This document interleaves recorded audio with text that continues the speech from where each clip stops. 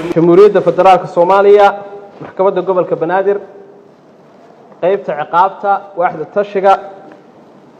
maanta oo khamiisa oo ay taariikhdu tahay 27 bishii 8aad 2020ka waxa maxkamaddu ku dhawaaqaysaa xukunka kiiska dacwadeedka ciqaabta ee nambarkiisu yahay 258 2020ka eedeysana ka yahay agaasimaha maamulka iyo maaliyadda wasaaradda kalluumaysiga iyo kheyraadka badda dowladda federaalka Soomaaliya Guuleed Maxamed Ibraahim ina Xaliime Maxamed Saciid konton iyo 32 jir ah kuna eedeysnaa qodobada 241 363 366 377 saddex boqol 76 xeerka ciqaabta Soomaaliyeed kaasoo kiiskiisa maxkamaddu u soo fadhiisatay shan fadhi dacwadeed xukunka maxkamaddu waxay ku heshay qodobada 241 xeerka ciqaabta Soomaaliyeed xatooyo xoolo dadweyne maadaama uu kootadiisa gaarka ah lagu shubay lacag dhan 202,000 oo dollar isla markaasna uusan wax difaac ah u keenin qaabka ay ku baxday lacag dhan 105,907 dollar sidoo kalena uu lunsaday lacag dhan 32,000 oo dollar oo adeeg aan jirin oo wasaaradda caafimaadka ah kaga qaatay kareynta baabuurkiisa khaaska ah waxay kaloo maxkamaddu ku heshay qodobada 363 366 waxayna ku xukuntay 10 sano oo xariga iyo ganaax lacageed oo dhan 59,173,000 oo shilin Soomaali ah una dhiganta 2,366 dollar sidoo kale waxay ku xukuntay inuu qasnada dawladda ku celiyo lacagta uu lunsaday oo dhan 137,907 dollar xukunkan waxa uu helinaya kareebista xafiis dadweyne si waafaqsan qodobka 101 iyo qodobka 102 xeerka ciqaabta Soomaaliyeed dhammaan dhinacyada waxa u furan rafcaan ku siman muddada uu sharcigu sheegay kiiska labaad ee maxkamaddu ku dhawaaqayso maanta oo khamiisa oo ay taariikhdu tahay 27 bishii 8aad 2020ka waa kiiska nambarkiisu yahay 247 2020ka weedeysana ka yahay Cali Sheekh Doon Cabdi ina xirsiyo warsama rooble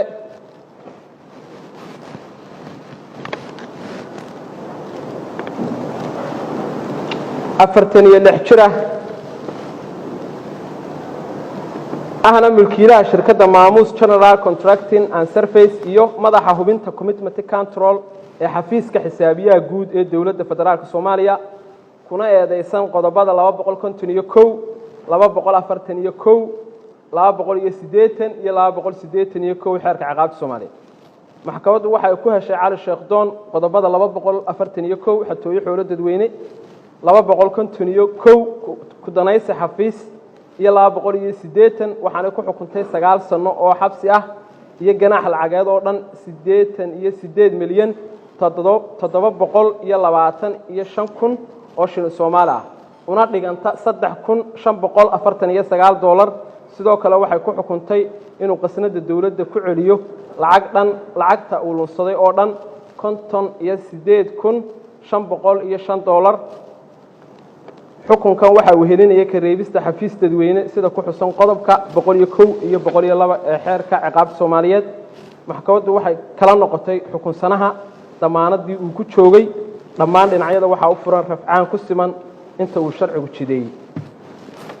kiiska saddexaad ee maxkamaddu ku dhawaaqaysaa waa kiis dacwadeedka ciqaabta ee nambarkiisu yahay 248